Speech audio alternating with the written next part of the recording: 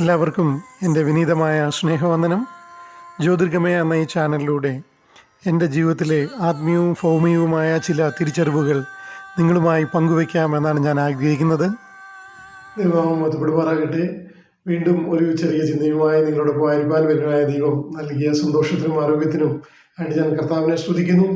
ഈ ദിവസങ്ങളിലൊക്കെ നമുക്ക് ചുറ്റും കേട്ട വാർത്തകളും കൊലപാതകങ്ങളും ആത്മഹത്യയും ഒക്കെ കണ്ടപ്പോൾ ഞാനും വിചാരിച്ചു പോകായിരുന്നു, എൻ്റെ ജീവിതത്തിലും അല്ലെ നമ്മുടെ ഓരോരുത്തരുടെയൊക്കെ ജീവിതത്തിൽ എത്ര പെട്ടെന്നാണ് നമുക്കുള്ള ഒരു ആത്മീയമായിട്ടുള്ള ഒരു പ്രത്യാശയോ അല്ലെങ്കിൽ ആ ഒരു പോസിറ്റീവ് വൈബ് എനർജിയൊക്കെ എത്ര പെട്ടെന്നാണ് ചിലപ്പോൾ നഷ്ടമാകുന്ന ചില നിസ്സാരമായിട്ടുള്ള ചില വിഷയങ്ങളൊക്കെ നമ്മൾ അഭിമുഖീകരിക്കുമ്പോൾ നമുക്ക് പെട്ടെന്ന് നമ്മുടെ ആ പോസിറ്റീവ് എനർജിയൊക്കെ നഷ്ടപ്പെട്ടു പോകുന്നതായിട്ട് എനിക്ക് തോന്നിയിട്ടുണ്ട്. എന്നാൽ ഞാൻ പലപ്പോഴും എന്നാൽ ഈ ദിവസങ്ങളിൽ ഞങ്ങളുടെ ടീംസ് മീറ്റിങ്ങിലൊക്കെ കുഞ്ഞുങ്ങളോട് ഷെയർ ചെയ്ത് ഈ ചിന്തയാണ്. യോസഫിൻ്റെ കഥയൊക്കെ അവരുമായിട്ട് ഷെയർ ചെയ്തപ്പോൾ യോസഫ് പല വിധത്തിലുള്ള പ്രതിസന്ധികളിലൂടെ കടന്നുപോയി. അപ്പോൾ അതിനെയൊക്കെ അതും നമ്മുടെ ജീവിതമായിട്ടൊക്കെ കമ്പയർ ചെയ്ത് നോക്കുമ്പോൾ നമ്മൾ എങ്ങനെ പിടിച്ചു നിൽക്കും എന്നൊക്കെ ചിന്തിച്ചപ്പോൾ ഞാൻ കുഞ്ഞുങ്ങളുടെ പറഞ്ഞ ഒരു ഉദാഹരണമാണ്. എൻ്റെ ജീവിതത്തിൽ ഇങ്ങനെ പ്രതിസന്ധികളും പ്രയാസങ്ങളും നിരാശകളും ഒക്കെ വരുമ്പോൾ ഞാൻ ചെയ്യുന്ന ഒരു കാര്യം കുഞ്ഞുങ്ങളോട് പറഞ്ഞു കൊടുക്കുകയുണ്ടായി. അത് നിങ്ങളോട് ഒന്ന് ഷെയർ ചെയ്യണമെന്ന് ആലോചിച്ചാണ് ഞാൻ ഇന്ന് ഈ വീഡിയോ ചെയ്യാമെന്ന് കരുതിയത്. പലപ്പോഴും നമുക്കറിയാം, നമ്മുടെ മലയാളികളുടെ ഇടയിൽ നമ്മൾ അങ്ങോട്ടും ഇങ്ങോട്ടും നമ്മളെ വില്ലേജ് അങ്ങനെയൊക്കെ ജീവിക്കുന്നിടത്ത് നമ്മൾ ചോദിക്കും, എവിടെ പോവാ, എന്താ വിശേഷം, ഇന്നെന്താ കുക്ക് ചെയ്തേ, എന്തോ പറ്റി, എവിടുന്നാ മേടിച്ചേ, ഇങ്ങനെ ഓരോ വിവരങ്ങൾ നമ്മളിങ്ങനെ ആൾക്കാരോട് ഇങ്ങനെ ചോദിച്ചുകൊണ്ടേ ഇരിക്കും. അത് നമ്മുടെ ഒരു സ്വഭാവമോ സ്നേഹത്തിന്റെ പേരിലും ഒക്കെ ചോദിക്കുന്നത്, അടുപ്പത്തിന്റെ പേരിലൊക്കെ. പക്ഷെ ഇത് ഭൂരിഭാഗം ആൾക്കാരും ഇതൊക്കെ ചോദിച്ചറിഞ്ഞിട്ട് അതിൻ്റെ കൂടെ പൊടിപ്പും തെക്കലും ഒക്കെ വെച്ച് പിടിപ്പിച്ച് അതിന് മറ്റുള്ളവർക്ക് അവരെ അപമാനിക്കാനും ബുദ്ധിമുട്ടിക്കാനും വേദനിപ്പിക്കാനും ഒക്കെയുള്ള ഓരോ കാര്യങ്ങളായിട്ട് തീർക്കുന്നതായിട്ട് നമുക്ക് കാണുവാനായിട്ട് കഴിയും. ഓക്കെ, ഇത് നമ്മൾ മിക്കവാറും ഇങ്ങനെയൊക്കെ ഇത് നമുക്കും അറിയാവുന്നത് കൊണ്ട് നമ്മൾ പലപ്പോഴും മറ്റുള്ളവരെ കാണിക്കാൻ വേണ്ടിയാണ് ഇന്ന് നമ്മൾ പല മലയാളികളും ജീവിക്കുന്നത്. നമ്മുടെ സ്വന്തം അഭിപ്രായത്തിൽ മാത്രം, നമ്മുടെ സ്വന്തം ഇഷ്ടത്തിൽ മാത്രം ജീവിക്കാൻ പറ്റാത്ത ഒരു അവസ്ഥയാണ് ഇന്ന് നമ്മുടെ സമൂഹത്തിൽ.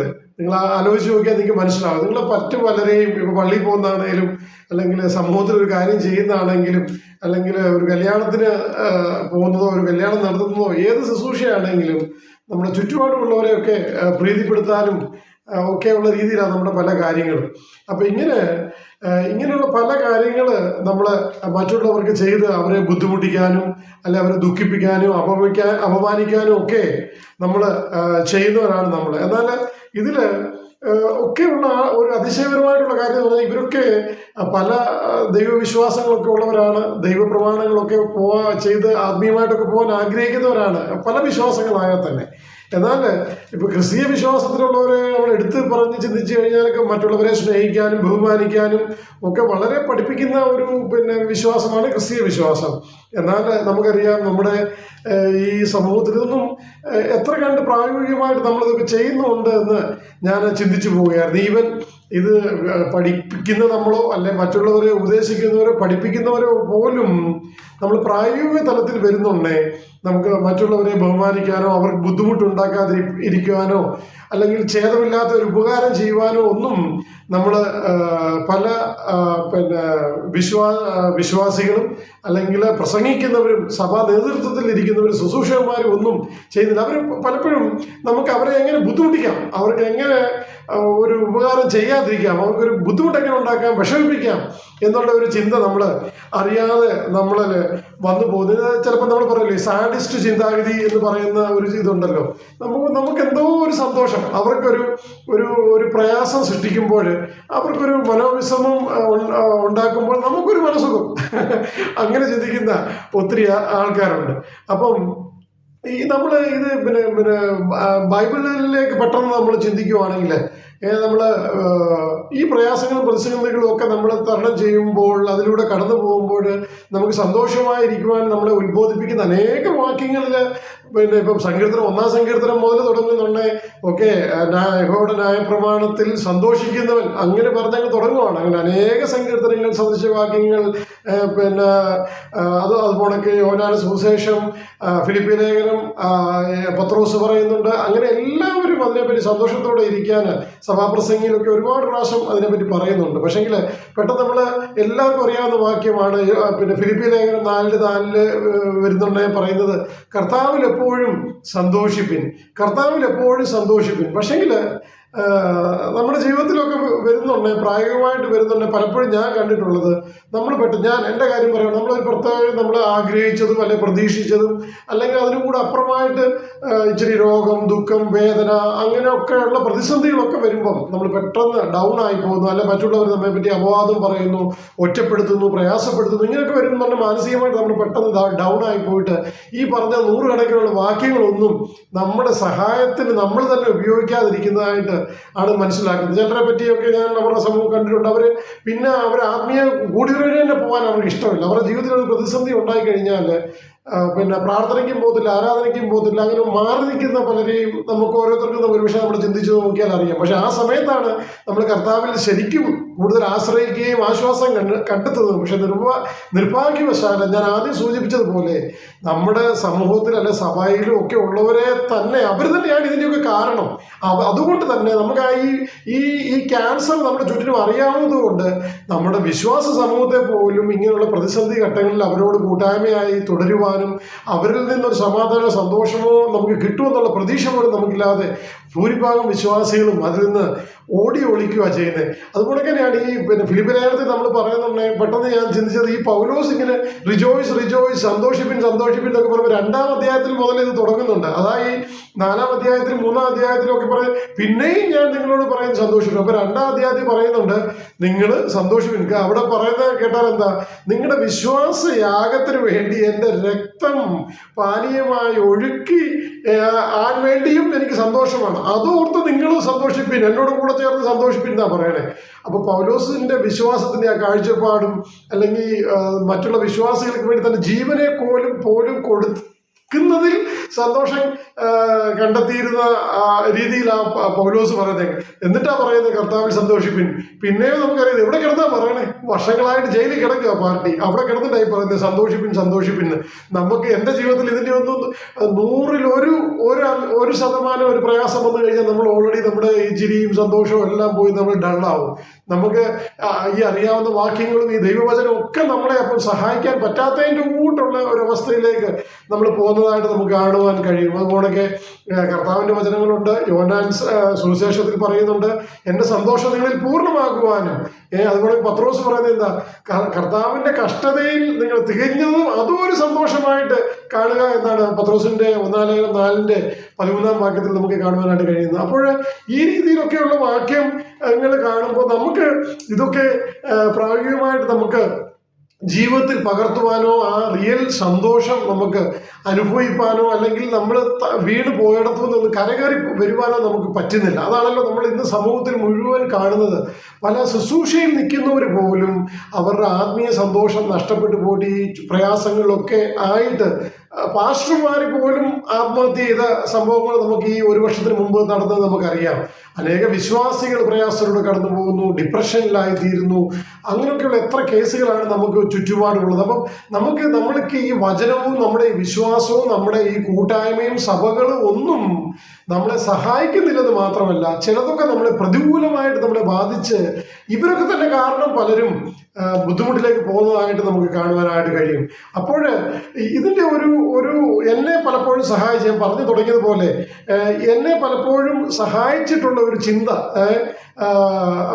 പ്രചോദനമായിട്ടുള്ള ഒരു കാര്യം ഒക്കെ ഞാൻ നിങ്ങളോട് ഷെയർ ചെയ്യുവാനായിട്ടാണ് ആഗ്രഹിക്കുന്നത്. പലപ്പോഴും നമുക്കറിയാം ഈ ആത്മീയമായിട്ടുള്ള പല കാര്യങ്ങളിലും ഒക്കെ പറയുന്നത് നമുക്കറിയാം. ഫെസ്തോസ് അപ്പോസ്തലപ്രവൃത്തി 26-ാം അധ്യായത്തില് ഫെസ്തോസ് 26-24 പൗലോസിനോട് പറഞ്ഞു, നിനക്ക് ഈ ഫെസ്തോസിനോടും അഗ്രിപ്പായോടും ഒക്കെ തന്റെ സാക്ഷ്യവും സുവിശേഷവും ഒക്കെ പറയുമ്പോൾ ഫെസ്തോസ് പെട്ടതാണ്, നിനക്ക് ഭ്രാന്താണോ, നീ ഇതെല്ലാം കൂടെ ചിന്തിച്ച് അറിവായിട്ട് നിനക്ക് ഭ്രാന്ത് പിടിച്ചെന്ന് പറഞ്ഞുകൊണ്ടാണ് പൗലോസിനെ അവിടെ പരിഹസിക്കുകയൊക്കെ ചെയ്യുന്നത്. പക്ഷെ പൗലോസ് അവിടെ തുടങ്ങുന്നത്, എനിക്ക് നിങ്ങളോട് ഇത് പറയാൻ സന്തോഷമുണ്ട്, അല്ലെങ്കിൽ മലയാളത്തിൽ പറഞ്ഞ ഞാൻ ഭാഗ്യവാൻ എന്നാണ് അതിന്റെ 26-ന്റെ 3-ാം വാക്യത്തിൽ പറയുന്നത്. ഇംഗ്ലീഷിൽ I am happy to talk to you. അപ്പം ഈ പ്രതിസന്ധി ഘട്ടത്തിൽ ജയിലിൽ കിടന്ന് മാറ്റി അടിയും ചങ്ങലയും എല്ലാം പ്രയാസമായിട്ട് ജയിലിൽ കിടക്കുക. എന്നിട്ട് അന്നേരമാണ് വിചാരണയ്ക്ക് വിളിച്ചുകൊണ്ട് വന്നപ്പോഴാണ് പറയുന്നത് I am happy to say. അപ്പൊ ഈ പൗലോസിന്റെ ആ ഒരു പ്രചോദനം എനിക്ക് സന്തോഷമായിട്ട് പോകുന്നു. We can choose. നമുക്കപ്പം ഈ ഇതിലേക്ക് നമുക്കും ആ ഒരു പ്രചോദനം നമ്മൾ തന്നെ തിരഞ്ഞെടുക്കുവാൻ നമുക്കൊരു ഒരു ഒരു ഒരു പിന്നെ ഊർജം നമുക്ക് ലഭിക്കുന്ന പോലൊക്കെ എനിക്ക് തോന്നി. അപ്പം അതുകൊണ്ട് എൻ്റെ ജീവിതത്തിൽ ഞാൻ പറഞ്ഞത്, ഈ വഴിയിലേക്ക് വരുവാൻ ഈ നമ്മൾ മാനുഷികമായ നിലയിൽ കേട്ടോ, ഞാനത് മാനുഷികമായ നിലയിലാണ് പറയുന്നത്, നമുക്ക് ഈ വചനത്തിന്റെ ശക്തിയിലേക്ക് വരുവാൻ, ഞാനത് നേരത്തെ സൂചിപ്പിച്ചല്ലോ, നമ്മൾ പലപ്പോഴും പരാജയപ്പെട്ടു പോവുക വചനത്തിൽ, പരിശുദ്ധാത്മാവിൽ നമുക്ക് സന്തോഷിക്കുന്നതിൽ നിന്ന് നമ്മൾ പെട്ടെന്ന് ഡൗണായി പോവുക, വീണ് പോവുക. എൻ്റെ ജീവിതത്തിൽ ചില കാര്യങ്ങൾ പറയാൻ നമുക്ക് സമയമില്ലാത്തതുകൊണ്ട് ഞാൻ പറയുന്നില്ല. ചെറിയ വിഷയങ്ങൾ മതി പെട്ടെന്ന് ഡൗണാവും ഞാൻ. അപ്പം ഞാനെനിക്ക് പിന്നെ സൺഡേ സ്കൂളിലെ കുഞ്ഞുങ്ങളോട് പറഞ്ഞ, ചിലപ്പം 12 കുട്ടികളുള്ളതിൽ ഇനി 6 പേര് ഒരു ദിവസം വന്നില്ലെങ്കിൽ തന്നെ മതി, ഞാൻ ഇത്രയും പ്രിപ്പയർ ഒക്കെ ചെയ്തിട്ട് അയ്യോ എൻ്റെ കുഞ്ഞുങ്ങളാരും ക്ലാസ്സിന് വന്നില്ലല്ലോ എന്ന് കേൾക്കുമ്പോൾ തന്നെ നമുക്ക് മനസ്സിലൊരു പഠിപ്പിക്കാൻ ഊർജ്ജം കുറഞ്ഞു പോയതിൻ്റെ കൂട്ട് നമുക്ക് തോന്നാറുണ്ട്. അപ്പോൾ അതുപോലൊക്കെയുള്ള അനേക കാര്യങ്ങൾ അങ്ങനെ പറയുമ്പോൾ എനിക്ക് പലപ്പോഴും ഞാൻ കുഞ്ഞുങ്ങളോട് കഴിഞ്ഞ ക്ലാസ്സിൽ പറഞ്ഞത്, യോസേഫുമായിട്ട് ബന്ധപ്പെട്ട് പറഞ്ഞത്, ഈ യോസേഫ് എങ്ങനെയാണ് ഇത്രയും കാര്യങ്ങളെല്ലാം അതിജീവിച്ച് മുമ്പോട്ട് പോയത്. വീട്ടിൽ ഏറ്റവും അനുഗ്രഹിക്കപ്പെട്ടവനായിരുന്നവൻ പൊട്ടക്കിണറ്റിലിട്ടു, അവിടുന്ന് അടിമയായിട്ട് പോയി, അവിടുന്ന് ജയിലിലായി, അങ്ങനെ എത്ര 10-13 വർഷങ്ങൾ പ്രയാസപ്പെടുന്ന യോസേഫ്. അപ്പൊ അവിടെയൊക്കെ അങ്ങനെയൊക്കെ ആകുമ്പോൾ നമ്മൾ എങ്ങനെ ഇതിനെ അതിജീവിക്കുമെന്ന് ഞാൻ കുഞ്ഞുങ്ങളോട് ഡിസ്കസ് ചെയ്യുമായിരുന്നു. അപ്പൊ ഞാൻ കുഞ്ഞുങ്ങളോട് പറഞ്ഞത്, ഞാൻ ഇതിന് ചെയ്യുന്ന കഴിഞ്ഞ ഒരു മെസ്സേജിൽ ഞാൻ പറഞ്ഞതുപോലെ ഞാൻ ചിന്തിക്കുന്നത്, നമ്മൾ എയറോപ്ലെയിനിലൊക്കെ ഇങ്ങനെ യാത്ര ചെയ്യുമ്പോൾ നമുക്കറിയാം, നമ്മളപ്പോൾ എയറോപ്ലെയിൻ നമ്മളങ്ങോട്ട് ടേക്ക് ഓഫ് ചെയ്യുമ്പോൾ നമുക്ക് മനസ്സിലാവും നമ്മളെവിടെയോ ഇങ്ങനെ പറന്ന് പോകുന്ന ഒരു ഫീലിംഗ് നമുക്ക് വരും. നമ്മളെല്ലാവരും പടച്ചോനെ കാത്തോടെ എന്നൊക്കെ പറഞ്ഞ് പ്രാർത്ഥിച്ചിട്ട് മിക്കവാറും ഈ ടേക്ക് ഓഫിലും ലാൻഡിങ്ങിലും ഒക്കെ ആൾക്കാരിക്കുന്നത്. കാരണം അപ്പോഴാണ് ആക്സിഡന്റ് ഒക്കെ നടക്കാൻ കൂടുതൽ സാധ്യത. അപ്പോൾ നമ്മൾ ഈ ഇങ്ങനെ എയറിലൂടെ യാത്ര ചെയ്യുമ്പോൾ നമുക്കൊരു പറക്കുന്ന ഒരു ഫീലിംഗ് ഉണ്ട്. അപ്പൊ നമുക്കൊരു പ്രത്യേക മാനസികാവസ്ഥയാണ് ഒന്ന് സേഫായിട്ട് ലാൻഡ് ചെയ്യുന്നിടം വരെ. അപ്പം എന്നാൽ അതുപോലൊക്കെ തന്നെ നമുക്ക് ചിന്തിക്കാവുന്ന ഒരു കാര്യമാണ്, നമ്മുടെ ഈ ഭൂമി അത് റൊട്ടേറ്റ് ചെയ്യുന്നത് 1600 ചില്ലുവാനം കിലോമീറ്റർ പെർ അവറിലാണ്. നമ്മൾ കാറിൽ പോകുന്ന മാക്സിമം നമ്മൾ 60, 70, 80 കിലോമീറ്റർ പെർ അവറിലൊക്കെയാണ് നമ്മൾ കാറിൽ യാത്ര പോകും. അപ്പൊ തന്നെ നമുക്ക് ഒരു ടെൻഷനുണ്ട് ഇത്രയും സ്പീഡിൽ പോകുമ്പോൾ. നമ്മൾ ഇരിക്കുന്ന ഭൂമി, ഇപ്പൊ നമ്മൾ സംസാരിച്ചുകൊണ്ടിരിക്കുന്ന ഭൂമി ഇങ്ങനെ വട്ടത്തിൽ കറങ്ങുന്ന റൊട്ടേറ്റ് ചെയ്യുന്ന തന്നെ 1600 ചില്ലുവാനം കിലോമീറ്റർ പെർ അവറിലാണ്. അതേസമയം തന്നെ ഇങ്ങനെ റൊട്ടേറ്റ് ചെയ്യുമ്പോൾ തന്നെ അതിങ്ങനെ സൂര്യന് ചുറ്റും ഇങ്ങനെ റിവോൾവ് ചെയ്യുവാനും നമുക്കറിയാം. അതിന്റെ സ്പീഡ് 1,00,000 ചില്ലുവാനം കിലോമീറ്റർ പെർ അവറിലാണ്. 1,00,000 ചില്ലുവാനം കിലോമീറ്റർ പെർ അവറിലാണ് ഇത് മൂവ് ചെയ്ത് വട്ടത്തിൽ സൂര്യന്റെ അവിടെ സൗരയൂഥത്തിന് അവിടെ കറങ്ങിക്കൊണ്ടിരിക്കും. അപ്പൊ തന്നെ എന്തോരം സ്പീഡിലാണ് നമ്മളിപ്പം ഈ 2 മൂവ്മെന്റിൽ ഇപ്പം നമ്മൾ ആയിക്കഴിഞ്ഞു.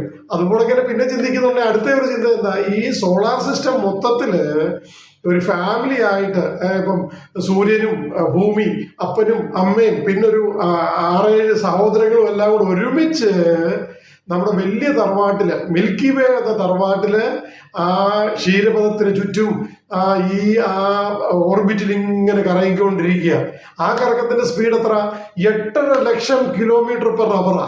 നമ്മൾ ആദ്യം കാറിൽ പോകുന്ന 80 കിലോമീറ്റർ പെർ അവറിന് പറഞ്ഞെങ്കിൽ ഈ അടുത്ത ഈ 3ാമത്തെ മൂവ്മെന്റ് എന്ന് പറയുന്നത് അല്ലെങ്കിൽ 4ാമത്തെ മൂവ്മെന്റ് എന്ന് പറയുന്നത് 8,50,000 കിലോമീറ്റർ പെർ അവറിൽ നമ്മളിങ്ങനെ പൊക്കോണ്ടിരിക്കുക. ഇപ്പൊ നമ്മൾ പറയുമ്പോൾ ഈ മൂവ്മെന്റ് എല്ലാം ഒരുമിച്ച് സംഭവിച്ചുകൊണ്ടിരിക്കും. ഇത് കഴിഞ്ഞിട്ട് മൂവ്മെന്റ് ഉണ്ട് കേട്ടോ, ഞാനിപ്പോ തൽക്കാലം ഇവിടെ കിടങ്ങി നിർത്തുക. ഇത്രയും മൂവ്മെന്റ് നമ്മുടെ ഈ സമയത്ത് നടന്നുകൊണ്ടിരിക്കുക. അപ്പം നമ്മുടെ ഈ ചിന്തയുണ്ടോ, നമ്മൾ ആ എയറോപ്ലെയിനിൽ പോകുമ്പോഴത്തേനും കൂടെയുള്ള അതിന്റെ ഭാഗികമായിട്ടുള്ള ചിന്തപ്പെടുമെങ്കിൽ നമ്മളൊന്ന് ഉയർന്ന് ചിന്തിച്ചാലുണ്ടല്ലോ, നമ്മൾ ചിന്തിക്കണം എങ്ങനെ നമ്മൾ ഭൂമി ഇങ്ങനെ റൊട്ടേറ്റ് ചെയ്തുകൊണ്ടിരിക്കുന്നു, അതുപോലെ ഭൂമി സൂര്യന് ചുറ്റും ഇങ്ങനെ വലം വെച്ചുകൊണ്ടിരിക്കുന്നു. അതേസമയം നമ്മുടെ ഇങ്ങനെ കുടുംബമായിട്ട് നമ്മളിങ്ങനെ നമ്മുടെ വലിയ കുടുംബത്തിന്റെ മിൽക്കി വേയിൽ കിടന്നിങ്ങനെ അതിന് ചുറ്റും ഇങ്ങനെ എല്ലാവരും കൂടി ഇങ്ങനെ പൊക്കോണ്ടിരിക്കുക. 8,50,000 കിലോമീറ്റർ പെർ അവർ സ്പീഡിൽ പൊക്കോണ്ടിരിക്കുക.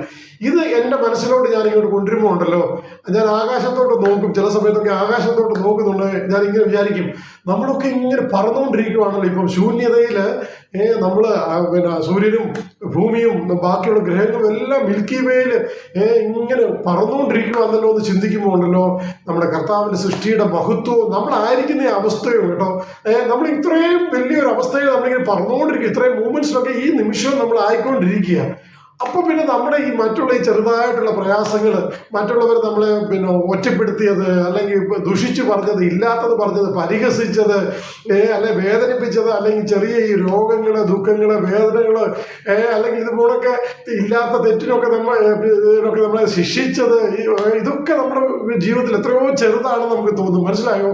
ഈ താഴേക്കടയിലുള്ള ചിന്തയിൽ നിന്ന് നമ്മുടെ ചിന്ത മേലെയോട്ടൊന്ന് ഉയരും. നമ്മൾ ഈ കർത്താവിന്റെ കരങ്ങളിലാണ് നമ്മളിങ്ങനെ മൂവ് ചെയ്തുകൊണ്ടിരിക്കുന്നത്. കാരണം ഞാൻ മറ്റേ പറഞ്ഞു, പ്ലെയിനെ പോകുമ്പോൾ തന്നെ നമുക്ക് പേടിയാ. അപ്പം ഈ സമയത്ത് നമ്മൾ അനേക മൂവ്മെന്റ്സ്, മനുഷ്യനുമായിട്ട് ബന്ധപ്പെട്ട് 7 മൂവ്മെന്റ് ഉണ്ടെന്നാണ് പറഞ്ഞത് കേട്ടോ. ഇപ്പൊ ഞാനൊരു 3-4 മൂവ്മെന്റിന്റെ കാര്യമേ പറഞ്ഞുള്ളൂ. ഇതെല്ലാം നമ്മൾ ഒരേ സമയം നടന്നുകൊണ്ടിരിക്കുക. അത്രയ്ക്ക് അത്ഭുതകരമായിട്ട് നമ്മളിങ്ങനെ പൊക്കോണ്ടിരിക്കുക എന്ന് വിചാരിക്കുമ്പോൾ നമ്മളൊന്ന് ആത്മീയമായിട്ട് നമ്മുടെ ചിന്തകളൊന്ന് ഉയരും. നമ്മളെപ്പോഴും പറഞ്ഞ കൊലോസ്യലേഖനം 3-ാം അധ്യായത്തിൽ കാണുന്നത് ഉയരത്തിലെ ചിന്തിക്കുന്ന പറഞ്ഞതിനോട് ഒരു ചെറിയൊരു പടിയായത്. അങ്ങ് സ്വർഗീയ ലെവലിലുള്ള ചിന്തയല്ല, നമ്മുടെ ഭൂമിയുടെ പിന്നെ സൂര്യന്റെ ലെവലിലുള്ള ചിന്ത മാത്രമേ ആകുന്നത്. ആ ലെവലിലൊന്ന് ചിന്തിക്കുമ്പോൾ തന്നെ നമ്മൾ വളരെ എനർജറ്റിക് ആവും. നമ്മുടെ ഈ ക്ഷീണവും പ്രയാസവും, അല്ലെങ്കിൽ ഈ പ്രയാസങ്ങൾ, മനസ്സിന്റെ ഡിപ്രഷനും അല്ലെങ്കിൽ ആ വേദനകളും ഒക്കെ മാറിയിട്ട് നമുക്കപ്പോൾ നമ്മുടെ ആ ആത്മീയ നിലവാരത്തിലേക്ക് ഒന്ന് ഉയരാൻ പറ്റും. നമ്മുടെ കർത്താവിന്റെ മക്കളാണ് നമ്മൾ. ഈ ലെവലിലാണ് ഇപ്പൊ നമ്മൾ ആക്കിയിരിക്കുന്നത്. നമ്മൾ ഈ അവസ്ഥയിൽ ഇങ്ങനെ പൊയ്ക്കൊണ്ടിരിക്കുകയാണെന്ന് വിചാരിക്കുമ്പോഴാണ് നമ്മുടെ കർത്താവ് എത്ര അത്ഭുതകരമായിട്ടാണ് നമ്മളെ ആക്കി ഇവിടെ നിലനിർത്തിയിരിക്കുന്നത് എന്നുള്ള ചിന്ത വരുമ്പോൾ ഉണ്ടല്ലോ, ഒരു സ്പെഷ്യൽ എനർജിയാണ് എനിക്ക്. എൻ്റെ ക്ഷീണവും പ്രയാസവും അവമാനവും ഇതെല്ലാം പോകും ഈ ചിന്തയിലേക്ക് ഞാൻ ഉയർന്നു കഴിയുന്നുണ്ട്. എന്നിട്ട് അതിൽ നിന്നുകൊണ്ട് അപ്പോഴത്തേക്ക് ഞാൻ എന്നെ സംബന്ധിച്ച് പറഞ്ഞാൽ ആത്മീയമായിട്ട് നമ്മൾ കണക്റ്റഡ് ആയി കഴിഞ്ഞു. ആത്മീയമായിട്ട് നമ്മൾ പരിശുദ്ധാത്മാവിന്റെ ഒരു ശക്തിയിലേക്ക് നമ്മൾ അപ്പോൾ ഒരു സ്വാധീനത്തിലേക്ക് നമ്മൾ വരികയാണ്. മനസ്സിലായോ? ഞാൻ പറയാം, മാനസികമായിട്ട് നമ്മൾ പലപ്പോഴും ഇങ്ങനെ ഡൗൺ ആയി പോകുമ്പോഴും എൻ്റെ ജീവിതാനുഭവം ഞാൻ പറയുന്നത്, പെട്ടെന്ന് ഈ ലെവലിലേക്ക് ബൂസ്റ്റപ്പ് ആവാൻ നമുക്ക് കഴിയും. വലിയ ദൈവം ഈ ഒരു ചിന്ത ഇത് നിങ്ങളുടെ ജീവിതത്തിൽ നിങ്ങൾക്കൊന്ന് ട്രൈ ചെയ്ത് നോക്കാവുന്നതാണ് കേട്ടോ. നിങ്ങൾ തളർന്നു പോകുന്ന സമയത്ത്, നമ്മളെ തളർത്തുവാൻ ഒരുപാട് പേരുണ്ട് നമ്മുടെ ചുറ്റുപാടും കേട്ടോ. അതൊക്കെ ഞാനിനി വരുന്ന ദിവസങ്ങളിൽ നമുക്ക് പറയാൻ ചില അനുഭവങ്ങളൊക്കെ. അപ്പോൾ അതിൽ നിന്ന് നമുക്ക് ഊർജ്ജം ലഭിച്ച് മുമ്പോട്ട് പോകാനുള്ള ഒരൊറ്റ ടെക്നിക്ക് മതി. വിതിൻ സെക്കൻഡ്സ് നമുക്ക് ഈ നിലയിലേക്ക്, ഉയരത്തിലേക്ക് നമുക്ക് ഉയരുവാനും ആത്മീയമായിട്ട് ദൈവവുമായിട്ട് പരിശുദ്ധാത്മാവായിട്ട് കണക്റ്റഡ് ആയിട്ട് നമുക്ക് ശക്തി പ്രാപിക്കുവാനും കഴിയും. ഈ ചിന്ത നിങ്ങളെ സഹായിക്കട്ടെ, വെളിപ്പെടുത്തട്ടെ. വരുന്ന ദിവസങ്ങളിൽ നമ്മളെ ബുദ്ധിമുട്ടിക്കുന്നവരുടെ മധ്യത്തിൽ ഊർജ്ജത്തോടെ ആത്മീയ സന്തോഷത്തോടെ നിൽക്കുവാൻ ഈ എളിയ ചിന്തകളും നിങ്ങൾക്കും സഹായമാകട്ടെ എന്നുള്ള ആത്മാർത്ഥയോടും ആഗ്രഹത്തോടും പ്രാർത്ഥനയോടും എൻ്റെ വാക്കുകൾ അവസാനിപ്പിക്കുന്നു. കർത്താവിന്റെ വിലയേറിയ നാമം മാത്രം വാഴ്ത്തപ്പെടുമാറാകട്ടെ.